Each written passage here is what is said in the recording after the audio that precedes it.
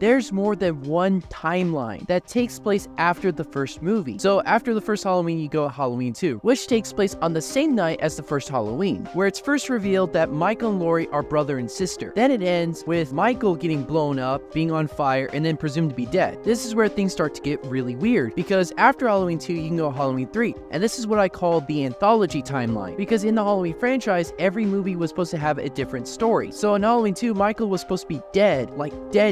That was supposed to be the end of Michael Myers. In Halloween 3 Season of the Witch, you follow a new story, and honestly, it was really good, but people hated it because Michael Myers was not in it. And yeah, everyone else has other reasons, but I quite love this movie. So the studio disregards this idea of an anthology series and goes back to Michael Myers. So we entered the Thorn timeline. Jumping from Halloween 2, 10 years later, we get into Halloween 4, where Michael and Loomis somehow survived that big explosion from the end of part 2. Michael has spent 10 years in a coma, being taken care of by the mental hospital staff, and is being transferred to another mental hospital. And after hearing that Michael has a niece, he just wakes up and tries to go after Laurie Strode's daughter, Jamie Lloyd. In this timeline, Laurie Strode is dead. She died off-screen in a car accident with her husband, leaving Jamie Lloyd an orphan and being adopted by this family. And then you get that dope-ass ending where Jamie kills her adopted mom, and it looked like that she was going to become the next Michael Myers in part 5. But they ditched that idea because they felt it was too controversial to have a little girl be a serial killer, and to not repeat what Halloween 3 did, having a Halloween sequel without Michael Myers. So in part 5, they changed it to where Jamie has to be admitted to a child's clinic while having some weird psychic connection with Michael. And this is the first time that we actually hear about the Cult of Thorn, or rather the hints of the Cult of Thorn. We start to see symbols, like the one that was on Michael's wrist, the mysterious men in black, and honestly, there's not much to talk about this movie. So we go in part 6, and there's two versions of part 6. There's the theatrical cut, and then there's the producer's cut. I really don't want to talk too much about the Cult of Thorn because it's stupid. In both versions of the theatrical and producer's cut, the motives of the cult are very different. But basically, that all you need to know is that the Cult of Thorn had possessed Michael, giving his supernatural abilities. He was given the task to kill his entire bloodline in order to fulfill the cult's needs. Although what makes the producer's cut really stupid and gross is the fact that Jamie Lloyd has a teenage pregnancy where the father was Michael Myers. So forgive me if I pretend that this whole timeline doesn't exist. So after the critical and financial failure of this turd, instead of continuing with this continuity, the studio figured, hey, since it's going to be the 20th anniversary in 1998, why don't we do an anniversary film? So they scrapped all the movies except for the first two, started fresh, and have